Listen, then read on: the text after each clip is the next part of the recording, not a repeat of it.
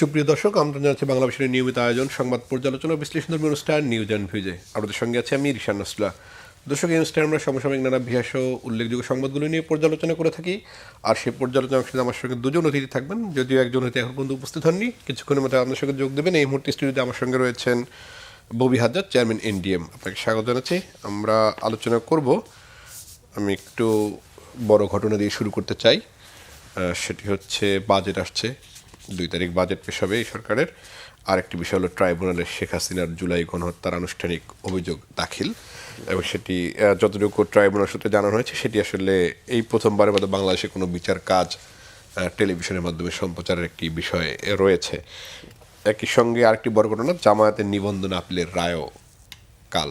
অর্থাৎ বড় 3টি বিষয় রয়েছে আসলে সরকারের সামনে। এই রাজনীতিবিদ হিসাবে আসলে এই প্রথম কথা হচ্ছে ট্রাইব্যুনালের বিচার কাজটি আমরা একটু পরে আলোচনা করি। জামায়াতের নিবন্ধন আপিলের রায়টি রয়েছে, এই বিষয়টিকে আসলে কীভাবে দেবেন? এরই মধ্যে জামায়াতের একজন যুদ্ধাপরাধের মামলায় যিনি ছিলেন, তারও খালাস করে দিয়েছে উচ্চ আদালত। এই বিষয়গুলো মানে রাজনীতি একটা নতুনত্ব তৈরি করবে কিনা? আপনাকে অসংখ্য ধন্যবাদ এবং সবাইকে সালাম এবং শুভেচ্ছা। দেখেন, বাংলাদেশ জামায়াতে ইসলামের যেই প্রক্রিয়ায় তাদের নিবন্ধন বাতিল করা হয়, পরে আবার লাস্ট মোমেন্টে তাদেরকে গত বছর জুলাই মাসে নিষিদ্ধ ডিক্লেয়ার করা হয়, এগুলো আসলে এমন প্রক্রিয়ায় করা হয়েছে যে সেটার আইনটা ভালোভাবে বা পরিষ্কারভাবে প্রয়োগ করা হয়নি। এখানে আইনের অনেক ফাঁক রেখে আওয়ামী লীগ সরকার তখন এই কাজগুলো করেছে। সো ওই জায়গা থেকে, ওই আঙ্গিক থেকে যদি আমরা তাকাই, তাহলে বাংলাদেশ জামাত ইসলামের নিবন্ধন বাতিলটা নিষিদ্ধতা তো নিশ্চয়ই, বাট নিবন্ধনের বাতিলটাও আইনের অনেক ফাঁক রেখে করা হয়েছে। সো আইনের সদ্ব্যবহার বা প্রয়োগ যখনই করা হবে, আমি মনে করি যে বাংলাদেশ জামাত ইসলাম অ্যাটলিস্ট ওই প্রক্রিয়ায় তারা তাদের নিবন্ধন সঠিকভাবে ফেরত পেতে সক্ষম হওয়ারই কথা। এই মুহূর্তে বাংলাদেশের রাজনীতি যেভাবে যাচ্ছে, স্পেশালি গত বেশ কয়েক মাস আমরা দেখছি যে অন্তর্বর্তীকালীন সরকার খুব সহজেই, মানে কোনো চাপ আসার আগেই নিজেদের উপরে মনে করছেন চাপ প্রয়োগ হচ্ছে, স্পেশালি যখন এটা ওই এনসিপির মাধ্যমে বা এই ধরনের মাধ্যমে হচ্ছে। তো এর জন্য আমি এর আগে অনেক জায়গায় বলেছি যে কিছু দূর আমরা একটু সন্দিহান যে আসলে এনসিপি চাপ প্রয়োগ করছে না, সরকার যেটা করতে চায় সেটা করার আগে মানে এনসিপির মাধ্যমে একটা কারণ ক্রিয়েট করার চেষ্টা। তো ওই জায়গা থেকে আমরা দেখেছি যে বাংলাদেশ জামাতে ইসলাম দলগতভাবে সরকারের সাথে বেশ সুর মিলিয়েই কথা বলেছেন বেশ অনেক সময়, এবং এনসিপির সাথে একটা ভালো সক্রিয়তা দেখেছি, পরে আবার ঝামেলাও যে হয়নি তা না। কিন্তু সেই জায়গা থেকে আমি বলবো যে এমনও একটা ধারণা আছে যে যদি আমি বিশ্বাস করি যে আইনগতভাবেই তাদের সুন্দরভাবে পেয়ে যাওয়ার কথা, বাট যদি সেটা নাও হতো, তাও হয়তো এখন পেয়ে যাওয়ার একটা ভালো সম্ভাবনা ছিল। এবং আমরা মনে করি যে আসলে যেহেতু তাদেরকে অলমোস্ট অন্যায়ভাবে তাদের নিবন্ধনটা বাতিল করা হয়েছে, সো সেখান থেকে আমরা মনে করি যে ন্যায় যদি আমরা আসলে বিস্তার দেখতে চাই, তাহলে অ্যাটলিস্ট ওই 11 না 13 রায় বোধ হয়, 11 ওই রায়টা বাতিল করে তাদের নিবন্ধন ফিরিয়ে দেওয়াটা আমি মনে করি সবচেয়ে শ্রেয়। আর একই সাথে আপনি যে ইউনিভার্সিটি বললেন যে ওই যে আইসিটি মামলা থেকে যে খালাস পেয়েছেন একজন বড় মাপের জামায়াতে ইসলামের নেতা, সেখানে আসলে গত 15.5 বছরে এই ইন্টারন্যাশনাল ক্রাইমস ট্রাইব্যুনাল বা ওই কি বলে নাম, মানবতা বিরোধী অপরাধ আদালতে, ট্রাইব্যুনালে যেভাবে আসলে এগেন আইনকে বিকৃত করা হয়েছে বা অলমোস্ট জোরপূর্বকভাবে অনেককে সাজাপ্রাপ্ত করা হয়েছে, সেই জায়গা থেকে মানে মিসক্যারেজ অফ জাস্টিস যেটা বলে আর কি। সো মানবতা বিরোধী আদালতে যে মিসক্যারেজ অফ জাস্টিস হয়েছে, সেটার কারেক্টিভ মেজার্স বা কিছু এখন একটু ব্যালেন্স আসা বা ইমব্যালেন্স আসা, সো এখন আসলে জাজ করা খুব মুশকিল হবে কোনটা ঠিক হয়েছে কোনটা ভুল। আমরা আলোচনা করবো। তো আমাদের সঙ্গে আরেকজন অতিথি যুক্ত হয়েছেন, আবু রুশদ, সম্পাদক বাংলাদেশ ডিফেন্স জার্নাল। আপনাকে স্বাগত জানাচ্ছি। রুশদে, আমরা আলোচনা করছিলাম যেহেতু আগামীকালে বড় 2টি বিষয় রয়েছে। একটি হচ্ছে গিয়ে ট্রাইব্যুনালে শেখ হাসিনার জুলাই গণহত্যার বিচার কাজ শুরু, এবং সেখানে বাংলাদেশে প্রথমবারের মতো আসলে টেলিভিশনে সম্প্রচারের একটি কথা আমরা শুনেছি। একই সঙ্গে জামায়াত ইসলামের যে নিবন্ধনের আপিলের রায়ও আগামীকাল। অর্থাৎ এই বড় 2টি বিষয় রয়েছে। আমরা জামাতের নিবন্ধনের বিষয়টি নিয়ে আলোচনা করছিলাম। জামাতের নিবন্ধন তো আসলে গত সরকার বাতিল করেছিলেন, তাই না? এখন এটা এই বর্তমান সরকার কেন এটা ডিলে করেছেন, এতদিন দেননি, সেটা আমি জানি না, সেটা তাদের ব্যাপার, আর এটা জামাত ইসলামীর ব্যাপার। তবে আমি মনে করি যে বাংলাদেশে যদি রাজনীতিটাকে চলতে দিতে হয়, আমাদেরকে সামনে গণতান্ত্রিক একটা ব্যবস্থাপনায় আমাদের চলা মানে উচিত হয়, এবং আমরা যদি চলি এবং আমাদের নির্বাচনটা করতে, তাহলে তো এদেরকে নিবন্ধন দিতে হবে, এবং এটা ছাড়া কোনো উপায় নেই। এটা নিয়ে এদেরকে নির্বাচন দিতে হবে। এতে শুধু এনসিপি যে আছে, নতুন যে দলটা তৈরি হয়েছে ছাত্রদের, সেটাকেও আপনার নিবন্ধন দেওয়া দরকার। তার কারণ গণতান্ত্রিকভাবে সকল দল এবং মতকে প্রকাশিত মানে তাদের মত প্রকাশ করার, তাদের রাজনীতি করার সুযোগটার দ্বার মানে অবারিত করে দেওয়া উচিত। এবং নির্বাচন যখনই হোক, সেটা ডিসেম্বরে হোক, জানুয়ারিতে হোক, বা যখনই যেটা ডিসিশন সরকার নেয় বা অন্যান্য রাজনৈতিক দল নেয়, তাতে তো জামাত পার্টিসিপেট করবে। তো জামাত যদি পার্টিসিপেট করে, নিবন্ধন না দিলে করবে কিভাবে? আর এইভাবে নিবন্ধন তাদের বাতিল করাটা ওই সময়ে তো ছিল, এটা একটা রাজনৈতিক উদ্দেশ্য প্রণোদিত ব্যাপার ছিল, এটা অস্বীকার করার কোনো উপায় নেই। জামাতের সাথে দ্বিমত থাকতে পারে, হ্যাঁ, অনেকেরই দ্বিমত আছে, প্রক্রিয়াটাই সঠিক ছিল না, প্রক্রিয়াটা সঠিক ছিল না এটা। তারপরে যেই অবস্থার মধ্যে মানে সেটা করা হয়েছে, সেটা সঠিক ছিল না। এই প্রবলেমগুলো আসলে বিগত সরকার তৈরি করে রেখে গেছে। এই এই এই জিনিসগুলো দীর্ঘদিন থেকে তারা চালিয়ে রেখে গেছে। তারা যে দেশটা চালিয়েছে, যে যত বছরই চালাক, আপনি দেখেন যে তারা রাজনীতি দিয়ে কিন্তু দেশটা চালায়নি। একটা রাজনৈতিক দল হওয়ার পরেও তারা প্রশাসন দিয়ে, গোয়েন্দা সংস্থা দিয়ে একটা মানে এক ধরনের মানে সুডো সামরিক শাসনের মতো দেশটা চালিয়েছে। তারা সমস্ত কিছু একটা নিয়ন্ত্রণ করেছে, আমলাদেরকে দিয়ে, আপনার গোয়েন্দা সংস্থাকে দিয়ে, র্যাবকে দিয়ে, এদেরকে দিয়ে নিয়ন্ত্রণ করতে চেয়েছে। রাজনীতিটা করতে দেয়নি কাউকে। আজকে যে প্রবলেমগুলো সৃষ্টি হয়েছে বাংলাদেশের, যে এই যে বিভিন্ন জায়গায় যে দেখা যাচ্ছে অস্থিরতা, এটা সেটা, এগুলো কিন্তু এইগুলোর মানে আপনার ফল। এবং এই যে আওয়ামী লীগকে চলে যেতে হয়েছে এরকম একটা অভ্যুত্থানের পর, এটাও কিন্তু তাদের ওইভাবে দেশ চালানোর ফল। সুতরাং জামাতকে তাদের নিবন্ধন দিতে হবে, এবং জামাতের উচিত হবে দায়িত্বশীল ভূমিকা পালন করা। যা অনেকের জামাতের ব্যাপারে বিভিন্ন মানে তাদের ভূমিকাকে বিতর্কিত বলা হয়, যেমন ধরেন ৭১-এর ব্যাপারটা আছে, তারপরে তাদের আরও অনেকগুলো বিষয় আছে, মানে যে তত্ত্বাবধায়ক সরকার আন্দোলন করেছিল, তারপরে আপনার এরপরেও যে অন্যান্য আরও পরিবর্তন নিয়ে তাদের এগুলো আছে। তারপরে ধরেন কিছু আছে আমরা যেটা সোশ্যাল মিডিয়াতে দেখি, যে তাদের যে কর্মী বাহিনী আছে বা তাদের যে শিবির বা এরা আছে, তারা অত্যন্ত আমি বলবো যে অত্যন্ত বাজে ভাষায় অন্যান্য দলকে আক্রমণ করে, যেটা খুবই দৃষ্টিকটু। যেহেতু তারা ধর্মের নাম নিয়ে রাজনীতি করে, তো এটা আমাদের ধর্মীয় মানে ইমেজকেও ক্ষতি করে আমি বলবো। তো সুতরাং জামাতেরও দায়িত্বশীল ভূমিকা পালন করা দরকার, তাদের এইগুলো থেকে বেরিয়ে আসা দরকার। তাদেরও যখন একটা সুযোগ পেয়েছে, যদি কালকে তারা এই রায়টা তাদের পক্ষে আসে, তারা নিবন্ধনটা ফিরে পায়, তাহলে তাদের উচিত হবে যে বাংলাদেশের গণতান্ত্রিক প্রক্রিয়ার মধ্যে থেকে রাজনীতি করা। এবং যেহেতু তাদের গায়ের মধ্যে ইসলামী শব্দটা আছে, আমাদের ধর্মকে ব্যবহার করছে, বিশ্বাসকে ব্যবহার করছে, তা আমরা চাইবো যে তারা তাদের এই যে যত কর্মী থাকুক, তাদের নেতা থাকুক, তারা অন্য দলের নেতারা যদি গালাগালি করে বা এই ধরনের কথা বলে, তাহলে সেটাকে মানুষ অন্য দৃষ্টিতে দেখে। কিন্তু যখন যার নামে ইসলামটা থাকে, তখন একটা খারাপ কথা বললে, অশ্লীল কথা বললে, সেটাকে কিন্তু খুব বাজেভাবে নেওয়া হয়। যেমন আমি লক্ষ্য করেছি যে ধরেন এই গণ-অভ্যুত্থানের পর আপনি তো রাজনীতি কি একজনের সাথে আরেকজনের বিরোধিতা, আপনি তো এটা আশা করতে পারেন না যে বিএনপি বলবে আমি সৎ লোকের শাসন চাই, আল্লাহর আইন চাই, বা জামাত ইসলাম বলবে প্রথম বাংলাদেশ আমার শেষ বাংলাদেশ। এটা তো কেউ আশা করে না, যে যার রাজনীতি করবে। কিন্তু এই রাজনীতি করতে গিয়ে যেটার জন্যই পরিবর্তন আনা হলো, যে একটা সহনশীল পরিবেশ থাকবে, ভদ্র ভাষা ব্যবহার করা হবে, একটা হেলদি কম্পিটিশন থাকবে, আপনি তার কার কি মতামত, কার কি আদর্শ, কার কোনটা নীতিমালা, সেটা নিয়ে কথা বলবে, না নিয়ে করা হচ্ছে কি মানে এটা আমি মনে করছি যে সীমা ছাড়িয়ে গেছে এই যে মানে সোশ্যাল মিডিয়াতে, ইউটিউবে। এখানে কি মানে রাজনৈতিক সংস্কৃতির সমস্যা, না এক ধরনের যে রাজনীতিতে তো মতপার্থক্য থাকাটাই স্বাভাবিক, কিন্তু রাষ্ট্রের জন্য তো সবার এক ধরনের প্রেম বা রাষ্ট্রের প্রতি এক ধরনের কমিটমেন্ট থাকা উচিত, সেই জায়গাটা ঘাটতিটা কিনা? আপনি এটা ঘাটতি হোক বা না হোক, আপনি এটা কি আগে এরকম ছিল? ধরেন মানে রেশারেশিটা তো থাকবে, এটাই যেটা বললাম। আপনার বিএনপির আদর্শের সাথে তো জামাতের আদর্শ মিলে না, কমিউনিস্ট পার্টির আদর্শের সাথে তো মিলবে না, কিন্তু আপনি দেখেন এমন ভাষা ব্যবহার করা হচ্ছে, আপনি তো মানে দেখে আসছেন যে তাদের মানে প্রশ্রয় দেয়া, ধরেন ইউটিউবের বিভিন্ন জায়গা থেকে এমন ভাষা, এমনভাবে ব্যক্তি চরিত্র হরণ। এই যে ধরেন বিএনপির বিরুদ্ধে বা অন্যান্য মানে যারা একটু লিবারেল ডেমোক্রেসির দিকে আছে বা মধ্যপন্থী, তাদের ব্যাপারে এমন ভাষা, ভারতের দালাল, সব ভারতের দালাল। আমরা এটা প্রত্যাশা করি না, এটা জামাতের কাছ থেকে প্রত্যাশা করি না, এটা অন্য কোনো ধর্মীয় রাজনৈতিক দলের কাছ থেকেও প্রত্যাশা করি না। তার কারণ তারা যদি এটাকে ওইভাবে নেয়, তাহলে আবার যারা ধরেন একটু অন্য ধরনের মানে একটু আপনি সবাই তো একদম পুরো ধার্মিক মুসলমান না, বা এটা আপনি আশাও করতে পারেন না। বাংলাদেশের মধ্যে নাস্তিকও থাকবে, অতি ধর্মনিরপেক্ষও থাকবে, বাংলাদেশের মধ্যে ধার্মিক থাকবে, ধর্মীয় রাজনৈতিক দল থাকবে। আমরা তো সেটাই চেয়েছি। তো ওনাদেরকে সহনশীল হতে, ওনাদের কথাবার্তা আচার আচরণ ভদ্র হতে হবে, শালীন হতে হবে। আমি খুবই বিরক্ত এবং মানে এগুলো দেখে এই যে সোশ্যাল মিডিয়াতে, তার কারণ এগুলো তরুণ যুবকদেরকে খুব ইম্প্যাক্ট তৈরি করছে তাদের উপরে, তাদের মননের উপর। তারা মনে করছে রাজনীতিটা মানেই হচ্ছে অশালীন জিনিস, এবং ইসলাম যে এখানে থাকে সেটা মনে হয় আরও বেশি অন্য ধরনের জিনিস।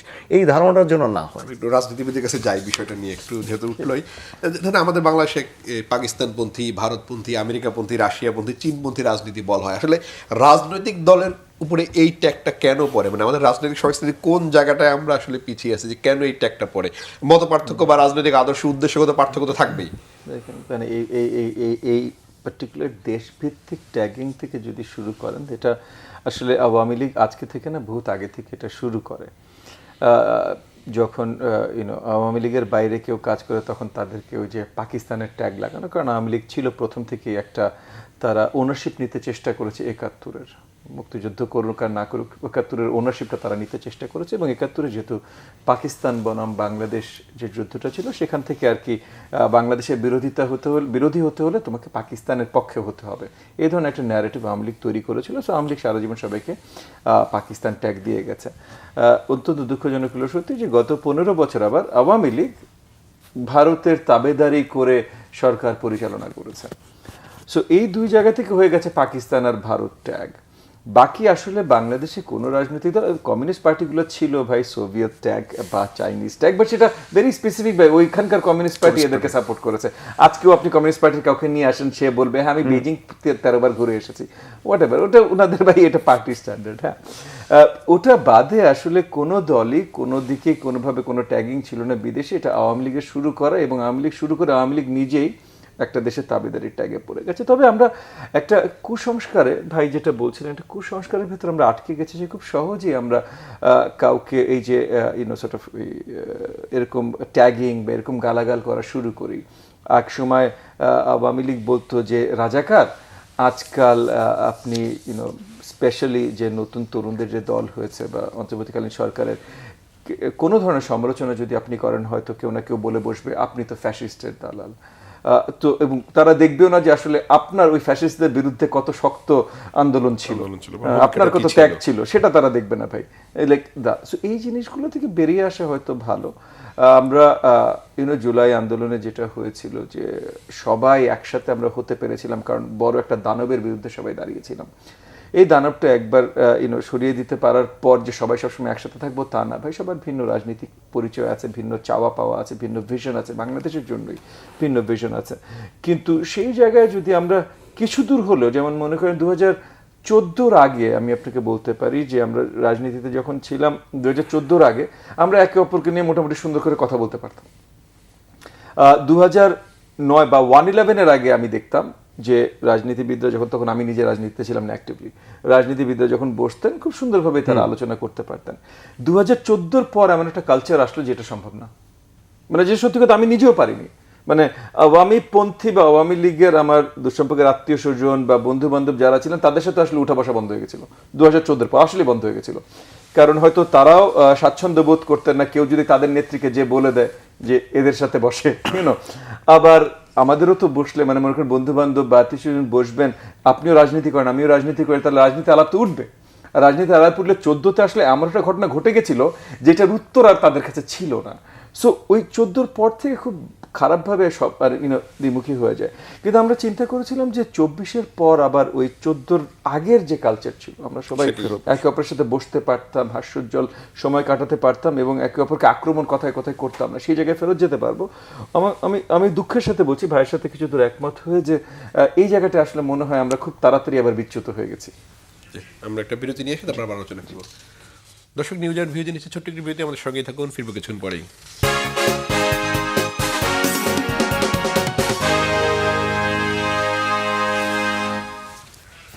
দর্শক, বিরতি পর আবার স্বাগত জানাচ্ছি নিউজ অ্যান্ড ভিউজে। অবশ্যই আমরা আসলে ট্রাইব্যুনাল নিয়ে কথা বলছিলাম।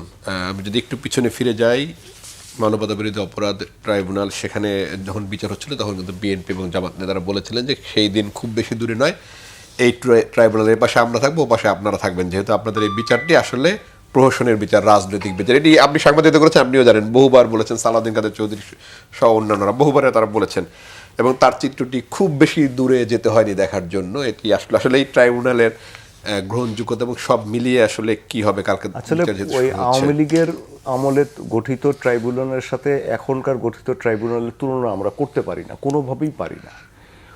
ওনারা করেছিলেন একটা গায়ের জোরে তাদের রাজনৈতিক উদ্দেশ্য হাসিলের জন্য। তখন কিন্তু আন্তর্জাতিক মিডিয়া, বিভিন্ন হিউম্যান রাইটস অর্গানাইজেশন থেকে অ্যামনেস্টি ইন্টারন্যাশনাল, HRW বলেন, বিভিন্ন সরকারের পক্ষ থেকে কিন্তু বলা হয়েছিল যে এগুলোর বিশ্বাসযোগ্যতা নিয়ে প্রশ্ন আছে, এগুলোর মধ্যে স্বচ্ছতা নেই। তারা গায়ের জোরে অনেক কিছু করেছেন।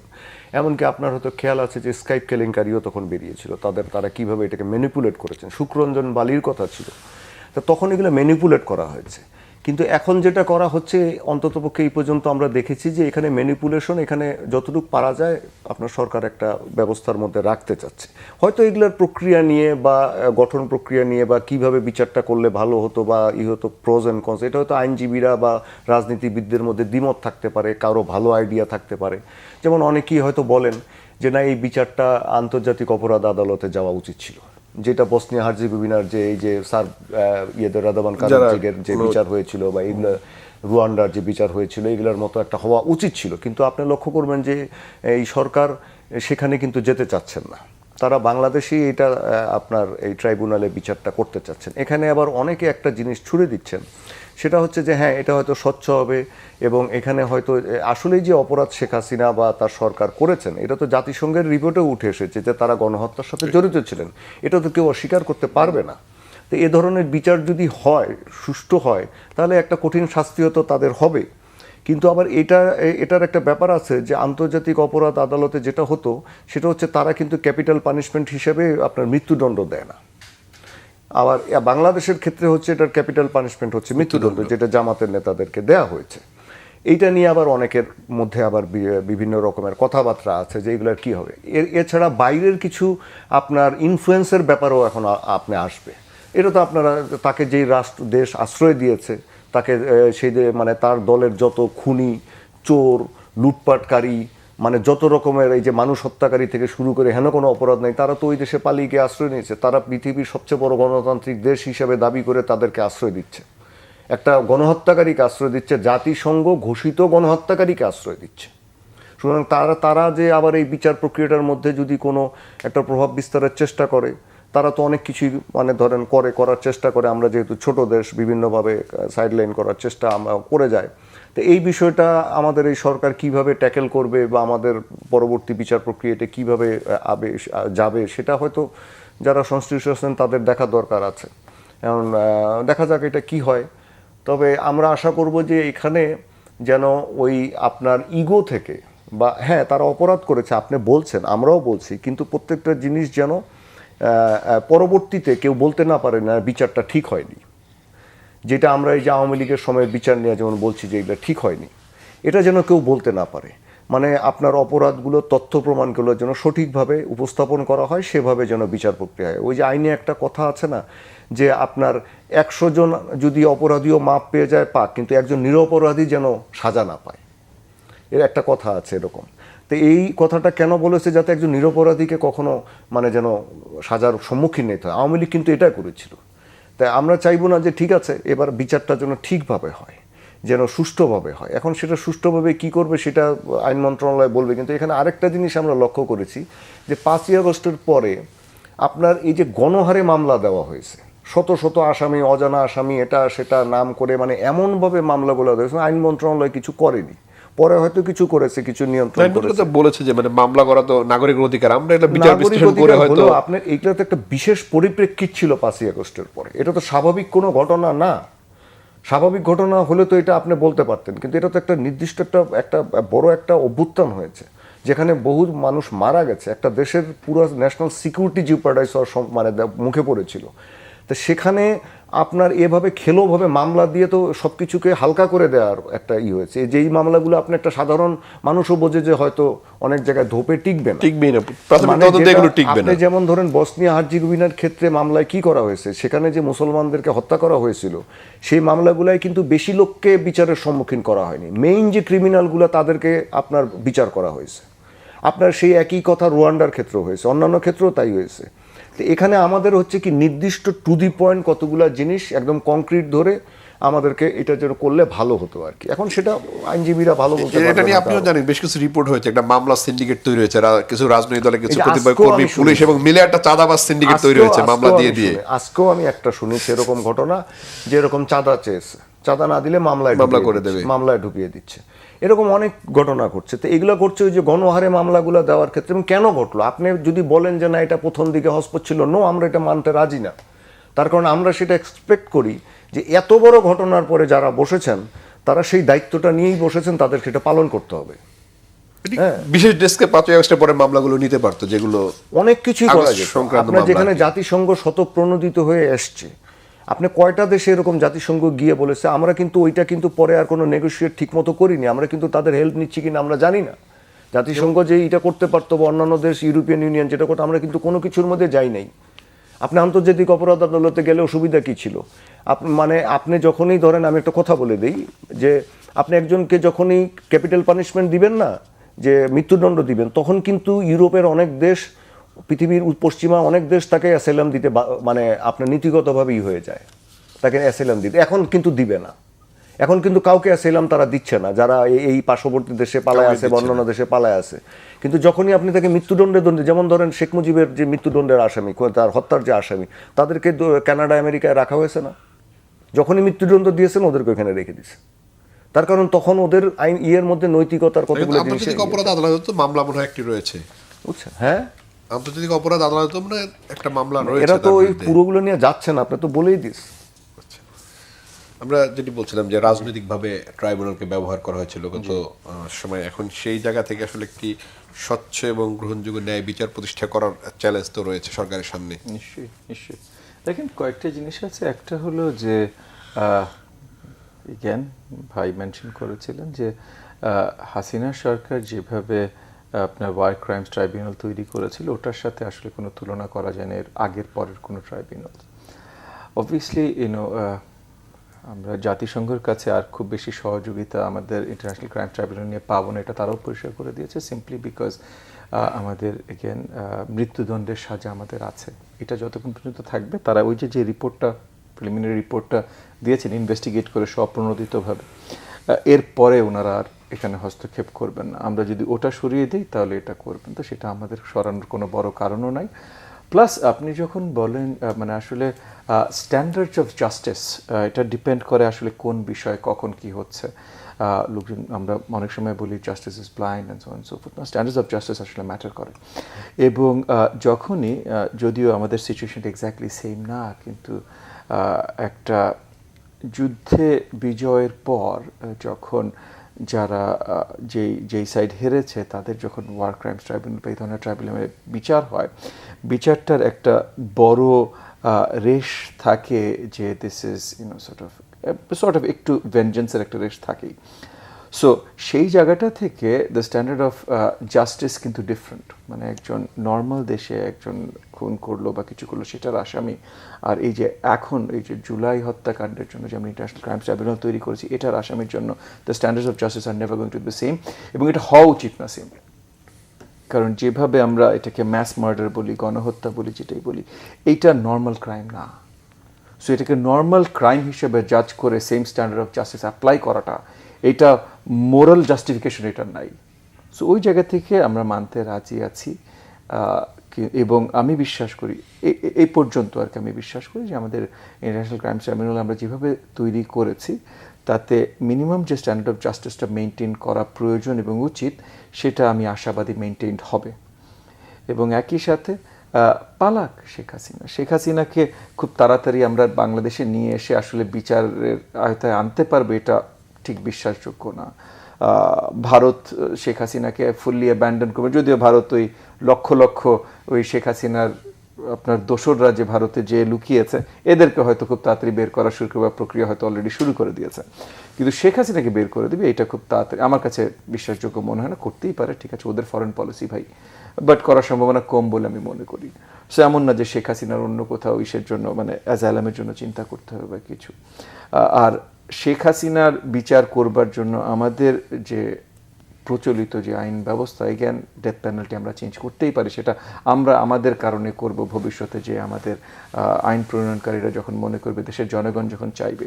কিন্তু শেখ হাসিনা কোথাও অ্যাজাইলাম নিতে পারবে বা না পারবে এটার চিন্তা করে আমরা এটা হাত দেবো, এটা আসলে আমি গ্রহণযোগ্য বলে মনে করি না। আমি মনে করি বিচার প্রক্রিয়া আগামীকাল শুরু হচ্ছে এবং এটা অত্যন্ত I think sort of positive যে এটা লাইভ টেলিকাস্ট হবে। সরকারের সাথে প্রথম মানে অন্তর্বর্তীকালীন সরকারের দায়িত্ব নেওয়ার পর প্রথম যখন বসেছিলাম আমরা, তখন তাদেরকে বলেছিলাম, আমি পার্সোনালিও বলেছিলাম, যে একটা ট্রুথ অ্যান্ড রিকনসিলিয়েশন কমিশনের মতো কিছু একটা ব্যবস্থা করা, যেখানে আর কি সমাজের সবাই যেন তাদের ক্ষোভগুলো প্রকাশ করতে পারে, যারা সর্ট অফ বড় ক্রাইমসের সাথে জড়িত না কিন্তু আওয়ামী লীগের সাথে সংযুক্ত ছিল, তারাও যেন একটা ক্ষমা প্রার্থীর একটা জায়গা তাদেরকে দেয়া হয়। এই ধরনের একটা ট্রুথ অ্যান্ড রিকনসিলিয়েশন কমিশনের মতো একটা ব্যবস্থা করা, সেটা করা হয়নি। কিন্তু এই যে লাইভ টেলিকাস্ট হাসিনার বিচার, এটা কিন্তু কিছু দূর ট্রুথ অ্যান্ড রিকনসিলিয়েশন কমিশন হলে যে জিনিসটা হতো, যে সঠিক বার্তাটা 18 কোটি বাংলাদেশির কাছে পৌঁছতো এবং অনেকেই যারা মনে করেন হয়তো অনুতপ্ত হবার কথা বা সেটা প্রকাশ করতে পারতো, এই মামলাটা লাইভ টেলিকাস্টের মাধ্যমে এই জিনিসগুলো হতে পারে। সো আমি আশাবাদী যে এই মামলাটা ভালোভাবে আমরা দেখব, হাসিনার এই বিচার কার্যক্রম এবং তার প্রত্যেকটা ক্রাইম যেন পরিষ্কারভাবে বাংলাদেশের 18 কোটি জনগণ এবং পুরো বিশ্বের কাছে সুন্দরভাবে আমরা তুলে ধরতে পারি। আপনি বিচারের স্বচ্ছতা বিষয়টি বলছেন, যেই পরিমাণ প্রমাণ রয়েছে জুলাই হত্যাকাণ্ডের, যেই পরিমাণ ভিডিও রয়েছে, যেই পরিমাণ আগের সরকারের নানান জায়গায় নেতৃত্ব দেওয়ার যেই পরিমাণ বক্তব্য রয়েছে মাস কিলিংয়ের বিষয়ে, তারপর এখন শুধু যুক্তি দরকার ছাড়া কি আর তেমন কিছু দরকার হবে এটা গ্রহণযোগ্য জায়গায় নেওয়ার জন্য? বিচার তো বিচারের মতো চলবে, তথ্য প্রমাণ যা মানুষের সাথে তার মধ্যে অনুশোচনা নাই একটি কিন্তু তাদের যেটাই বলছিলেন যে অনুতপ্ত হওয়ার জায়গা, এটা অনুতপ্ত তো আপনি তাদের কাছ থেকে আশাও করতে পারেন না। তাদের রাজনীতি সবসময় এরকম। আপনি যারা আমরা আমাদের সিনিয়রদের কাছ থেকে দেখেছি, আমরা স্বাধীনতার পরে কি দেখেছি, একটা দেশ স্বাধীন হয়েছে, রক্ত দিয়ে স্বাধীন হয়েছে, তারা মানে আপনার কি 72 সালেই কি করেছে, 72 সালের ফেব্রুয়ারি প্রথম যে 21শে ফেব্রুয়ারি, সে সময় আপনি আপনার সিনিয়রদের কাছে শুনে দেখেন, আমরা যখন সাংবাদিক এসে আমাদের সিনিয়রদের কাছ থেকে শুনেছি যে এই যে 21শে ফেব্রুয়ারি রাতে প্রভাত ফেরির সময় কি হয়েছে ঢাকা বিশ্ববিদ্যালয়ের ওই রাস্তায়, তারা করেছে না এগুলি। তাদের রাজনীতি এরকম, তারা সবসময় ইগো, ঘাট তেরামো, মানুষের সাথে খারাপ ব্যবহার করা, পেশি শক্তি প্রয়োগ করা, মত প্রকাশের স্বাধীনতাকে ব্যাহত করা, এটা প্রথম থেকেই করেছে। বাংলাদেশ হয়েছিল গণতন্ত্রের জন্য, গণতন্ত্র প্রতিষ্ঠার করার জন্য। সেখানে তারা কি করেছিল? বাকশাল করেছে, রক্ষী বাহিনী করেছে। আর কি তাদের ব্যাপারে বলা চলে? আর কিছু কি দরকার আছে? আমরা একটু নির্বাচনের দিকে যাই, যেটি নিয়ে আসলে বড় রাজনৈতিক দলগুলোর এক ধরনের উৎকণ্ঠা রয়েছে।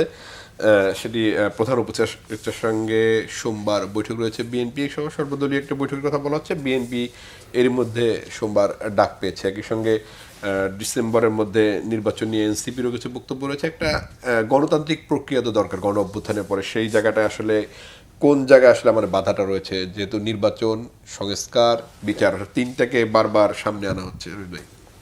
বাংলাদেশে শেখ হাসিনার বিরুদ্ধে যে আন্দোলনটা হয়েছে বা মানুষের ক্ষোভ হয়েছে, এটার মূল কতগুলো কি কারণ ছিল? শুধু কি চুরি? শুধু তো চুরি না, চুরি তো অনেক রাজনৈতিক দলই করে, জাতীয় পার্টিও করেছে, বিএনপিরও বহু কিছু চুরির ইতিহাস আছে, হ্যাঁ, আওয়ামী লীগের তো আগেও আছে। মূল হচ্ছে মানুষ তার ভোটের অধিকার কখনো পায়নি, ভোট দিতে পারেনি। আপনি একটা প্রজন্মে যে যারা আন্দোলনটা করেছে, এই প্রজন্মের হয়তো দেখবেন 99% আপনার ভোট দিতে পারেনি। আপনার মানুষ, বাংলাদেশের মানুষ বা আমাদের যারা যেসব দেশে গণতন্ত্র আছে সেসব দেশে তো ভোট হতে হবে, তা নির্বাচন হয়নি। এই নির্বাচনটা বারবার ব্যাহত করার ফলে জনগণ তাদের অধিকার, তাদের যে চাওয়া পাওয়া, তারা যা বলতে চায়, মানুষ কথা বলে হালকা হতে চায়, মানুষ লিখতে চায়, মানুষ তার মতটা প্রকাশ করতে চায়, তারা এগুলোকে মানে চুরি করবে সেটাকেও সে প্রকাশ করতে চায়, কে কি করছে সেটাও প্রকাশ করতে চায়। এগুলো তো সব বাধা দেওয়া হয়েছিল। তো সে কারণেই তো এত মানুষ ক্ষেপে গিয়েছিল। তাহলে ক্ষেপার কারণটা কি? যে শুধুমাত্র ধরেন আপনার ওরা কিছু মানে কোটা দেয়নি বা চুরি, এর জন্য সবগুলো মিলে তা আপনাকে তো তাহলে নির্বাচন করতে হবে। আপনি নির্বাচনের বাইরে তো যেতে পারবেন না। আপনি যদি বলেন যে না, আমি সুশীলতন্ত্র দিয়ে দীর্ঘদিন চালাবো, আমি ব্যুরোক্রেসি দিয়ে চালাবো, আমলাতান্ত্রিক অবস্থায় চালাবো, তাহলে তো আপনি ব্যাক টু স্কোয়ার ওয়ানে আসলেন। আপনি যদি মনে করে বলেন যে না আমি একদম স্ট্রং ম্যান, সৎ মানুষ দিয়ে দেশ চালাবে, এগুলো হচ্ছে সমস্ত হাইপ। পৃথিবীতে সৎ মানুষ, পৃথিবীতে আপনি ওই যে একদম পিওর সৎ পৃথিবীতে কোথায় পাবেন? নবী রসুল ছাড়া পৃথিবীতে সৎ কোথায় পাবেন? এবং এই মডেল তো কোথাও টেকসই হয়নি, হামিদ কারজাই সরকার টেকসই হয়নি, কোনো জায়গায় সরকারের টেকসই হয়নি। আপনি তারপরে একটা টেন্ডেন্সি আছে যে স্ট্রং ম্যান থিওরি, যেটা আমাদের দেশের কিছু লোকজন এমনকি শিক্ষিত লোকদের একটা অংশই করে। তারপরে এই সুশীলদের যারা আছে, টোটাল বিরাজনীতিকরণের মধ্যে তারা আমাদের দেশকে আপনার নিয়ে যেতে চায়। আপনি এটা তো এখন থেকে শুরু হয়নি, সেই 2003-04 সাল থেকে আমি তখন ডিপ্লোম্যাটিক বিট করতাম, দৈনিকে ছিলাম, আমি তো দেখেছি এগুলি যে তারা কিভাবে আমাদের বিভিন্ন রকমের আপনার থিঙ্ক ট্যাঙ্ক, এটা সেটা এনজিও মানে একটা মিডিয়া গ্রুপকে দিয়ে কি না করেছে। তখন তারা কোনো রাজনীতি রাখবে না, ওই যে -2, শুধু তো -2 না, তাদের কথা হচ্ছে রাজনীতি খুব খারাপ। আপনি এখনো মানুষকে শুনবেন, একটা শ্রেণীর মানুষকে রাজনীতিবিদ মানেই খারাপ, যেন আপনার আমলা খুব ভালো, আপনার পুলিশ খুব ভালো, আপনার ওই যে ব্যবসা করে সে খুব ভালো, আমরা সাংবাদিকরাও খুব ভালো, সবাই খুব ভালো, শুধু রাজনীতিবিদরা খারাপ। এটা তো এই ধরনের ফাজলামো কথাবার্তা দিয়ে কি মিন করতে চায়? একটা দেশ বাংলাদেশ তৈরি হয়েছে রাজনীতি দিয়ে, পৃথিবী চলে রাজনীতি দিয়ে, প্লেটো এরিস্টটল সে কয় হাজার বছর আগের থেকে রাজনীতি শুরু করেছে। এই সমস্ত কথাবার্তা বলা হয় এবং এগুলোকে আবার প্যাট্রোনাইজ করা হয়। আপনি দেখবেন যে নির্বাচন 5 বছর চাই না, ওনাকে আজীবন চাই। এগুলো কিন্তু ডেঞ্জারাস জিনিস। এগুলো কিন্তু ওই ডক্টর ইউনূসেরই ক্ষতি করবে। ওনার যে মর্যাদা, ওনার যে স্ট্যাচুটা আছে জনগণের সামনে, ওনার যে ভাবমূর্তিটা আছে, সেটাকে নষ্ট করবে। যারা এটা করতে চাচ্ছে তাদের কিছু উদ্দেশ্য আছে, সেটা হয়তো বিভিন্ন রকম হতে পারে। এটা কি দেশীয় ইন্টারেস্ট গ্রুপ না বিদেশি ইন্টারেস্ট? এটা আমি মনে হয় না যে বাইরের খুব একটা ইন্টারেস্ট গ্রুপ। আমাদের দেশের লোকজন কাবিল কি কম মনে করছেন?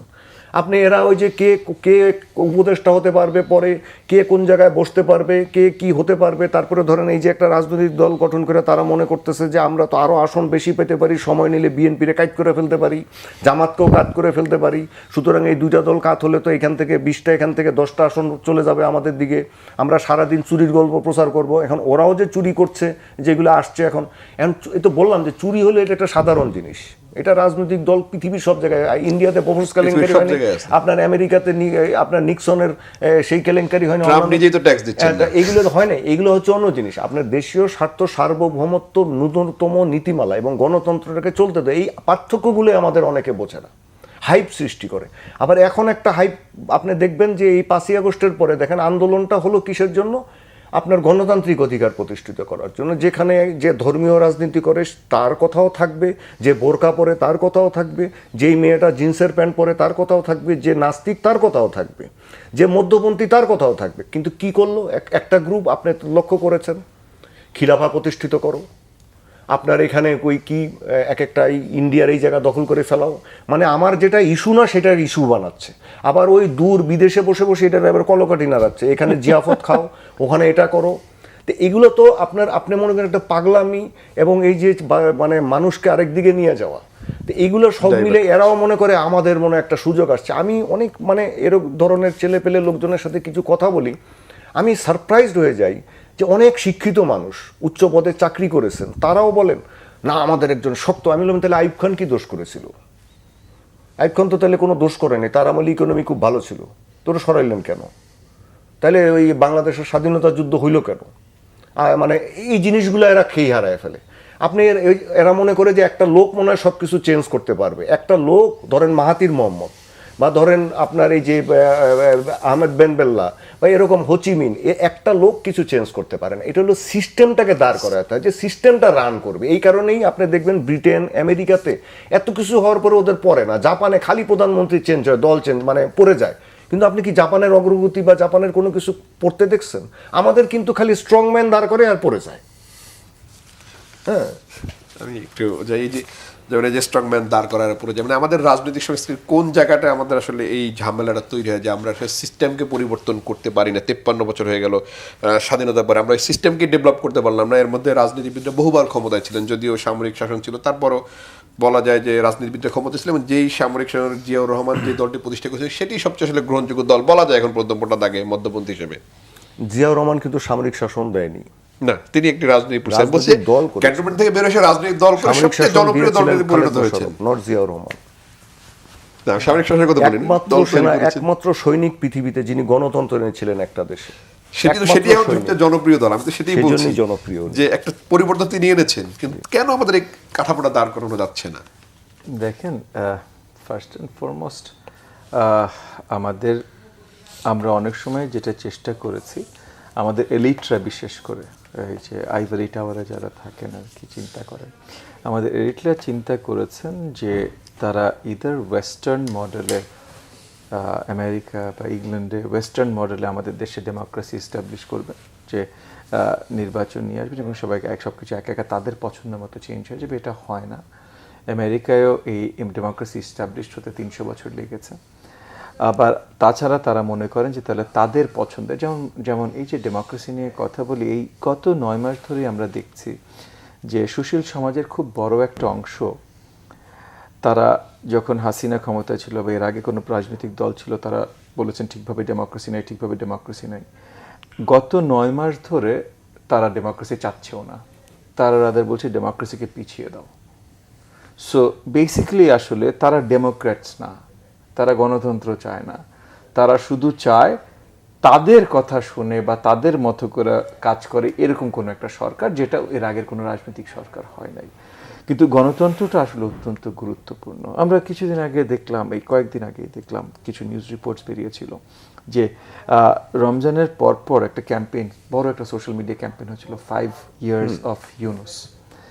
গত সপ্তাহে বোধহয় কয়েকটা নিউজ রিপোর্ট বের হলো, আমি দেখলাম যে এইটা ম্যাসিভলি একটা পেইড ক্যাম্পেইন ছিল, মানে বিশাল খরচ করে একটা পেইড ক্যাম্পেইন ছিল। তো এখন বিশাল খরচ করে যদি একটা ক্যাম্পেইন হয়, কেউ না কেউ তো টাকাটা দিয়েছে ভাই। হ্যাঁ, কে দিয়েছে আমি তো জানি না। এনসিপির ছেলেপেলেরা এখন অনেক টাকা তুলছে, আর সরকারের সাথে সম্পৃক্ত অনেকেই অনেক টাকা তুলছেন, সো হতেই পারে কেউ না কেউ দিয়েছেন।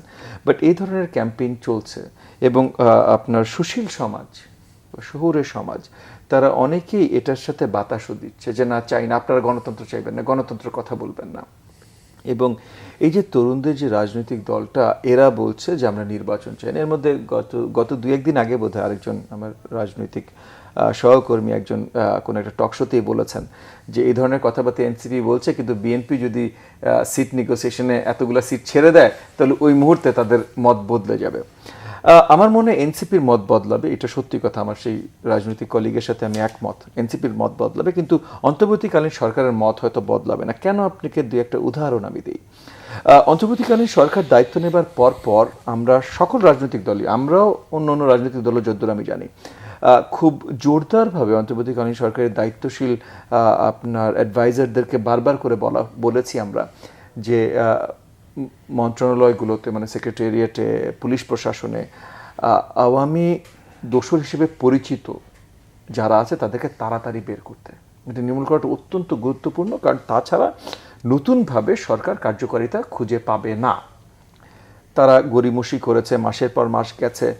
এই 8-9 মাস যাওয়ার পর আমরা বুঝতে পারছি, চিত্রটা পরিষ্কার, যে তারা আসলে বড়ভাবে আওয়ামী দোসরদের বের করতেই চায় নাই। কিন্তু আমরা দেখলাম যে একটা আইন তারা করেছিল যে এই সচিবালয় মুক্ত করার জন্য, কিন্তু সেটি নিয়ে তো বেশ বাধার মুখে পড়েছে। শুধু মানে আওয়ামীপন্থী না, বিএনপিপন্থী এবং অন্য জামাতপন্থী তারাও দেখলাম আন্দোলনে শরিক হয়েছেন এই আইনটির বিরুদ্ধে। তাহলে কিভাবে এই সংস্কারটি সম্ভব সরকারের? দেখেন, মানে আইন করার তো কথা না, যারা ইলিগালি, ইমোরালি তাদের সরকারি পজিশন অ্যাবিউজ করেছে আওয়ামী লীগ পার্টির জন্য বা শেখ হাসিনার জন্য, তারা তাদের পাওয়ার অ্যাবিউজ করেছে, সেটা আলাদা করে আইন করার দরকার নাই তো ভাই। এটা তো অলরেডি দেশে এনাফ আইন আছে, তাদেরকে তুমি বের করো, তাদেরকে তুমি সাজাপ্রাপ্ত করো, তাদেরকে তুমি এই অফিস থেকে সরাও। কিন্তু একটা বড় কারণ, অন্তর্বর্তীকালীন সরকার যারা দায়িত্বে আছে তারা এটা সরায়নি, কারণ তারা মনে করেছেন, এখন যেটা আমাদের কাছে মোটামুটি পরিষ্কার, তারা মনে করেছেন যে এই লোকগুলোকে যদি আমরা সরাই, তাহলে এদেরকে রিপ্লেস যাদেরকে দিয়ে করব, তারা হয়তো বিএনপি বা অ্যান্টি আওয়ামীপন্থী, অ্যান্টি আওয়ামীপন্থীরা আমাদের কথা শুনবে না। আওয়ামীপন্থী যারা আছে তারা একটু ভয়ে থাকবে, একটু আমাদের কথা শুনবে এবং আমরা এটার পরিচালনা করব। এই ধরনের একটা মেন্টালিটি নিয়ে তারা কাজ করেছেন, যেটাতে প্রবলেম যেটা হয়েছে হলো যে মন্ত্রণালয়গুলো এখনো তাদের জন্য কাজ করছে না, বাংলাদেশের জনগণের জন্য কাজ করছে না, অনেক জায়গায় কাজই করছে না পুলিশ প্রশাসনের মতো, কারণ তারা এখন সন্ধিয়ান, তাদের ভবিষ্যৎ কি। তো এই জায়গাগুলোতে আমার কাছে মনে হয় যে খুব বেশি এক্সট্রা চিন্তা, এক্সট্রা নিজেদের ক্ষমতা বজায় রাখা বা তৈরি করার কথা চিন্তা করে অন্তর্বর্তীকালীন সরকার হয়তো দেশের কথা ভালোভাবে চিন্তা করছে না। এবং এই জায়গা থেকেই আমার মনে হয় যে ওই যে আপনার নির্বাচনের দেরি করানোটা বা নির্বাচন নিয়ে পরিষ্কার কোনো কথা না বলাটা, এগুলো এই একই জায়গা থেকে আসছে বলে আমরা মনে করি। এই যে নির্বাচন নিয়ে পরিষ্কার কথা না বলা, আমরা যদি একদম প্রধান উপদেষ্টার বক্তব্য শুনি যে ডিসেম্বর থেকে জুনের মধ্যে নির্বাচন, সেই জায়গাটার কোনো নড়চড় আসলে এখন পর্যন্ত হয়েছে বা এরকম কিছু বলা হয়েছে কিনা? যদি এখন দাবি উঠছে, রাজনৈতিক দলগুলো দাবি করছে ডিসেম্বরের মধ্যে নির্বাচন, কেউ দাবি করছে ফেব্রুয়ারিতে নির্বাচন, কেউ মানে মার্চের আগে নির্বাচন, এরকম দাবি রয়েছে রাজনৈতিক দল, কিন্তু সরকার যে কথাটি শুরু থেকে বলেছে সেই জায়গায় আসলে খুব বেশি পরিবর্তন লক্ষ্য করেছেন কিনা? আপনার রাজনৈতিক দলগুলো দাবি করছেন, তো রাজনৈতিক দলগুলোই তো ভোটে দাঁড়াবেন। এখন যারা সুশীলরা দেশ চালাচ্ছেন তারা কি নির্বাচন করবেন? তারা তো ওই যে বললেন নির্বাচন চান না, ওনারা ক্যাম্পেইন করা হয়েছে। ওনারা সবসময় একটা ইউটোপিয়ার মধ্যে থাকেন, কিন্তু ওনারা ডক্টর ইউনূসকে বিপদে ফেলে দিচ্ছেন। ওনারা সব কিছু প্রশ্নবিদ্ধ করে দিচ্ছেন, ভালো ভালো অর্জনকে প্রশ্নবিদ্ধ করছেন। হ্যাঁ, যে কাজগুলো ওনারা করা উচিত ছিল সেগুলো না করে অযথা কাজের দিকে ওনারা মানে নজর দিচ্ছেন। আপনি নির্বাচন দিলে অসুবিধাটা কি? আপনি কি এই সংস্কার করে কি আপনি 20 বছর পার করবেন যে আমার এটা হয় না? এই গত 9.5 মাস বা 9 মাসে কি সংস্কার করেছে আমাকে দেখান একটা। ঢাকার ট্রাফিক সিস্টেম ঠিক করতে পারতো, আপনার ট্রান্সপোর্ট সিস্টেম ঠিক করতে পারতো। 9 মাসে তো বাংলাদেশ স্বাধীন হয়েছে, তো 9 মাসে ট্রাফিক সিস্টেম ঠিক করতে পারে নাই।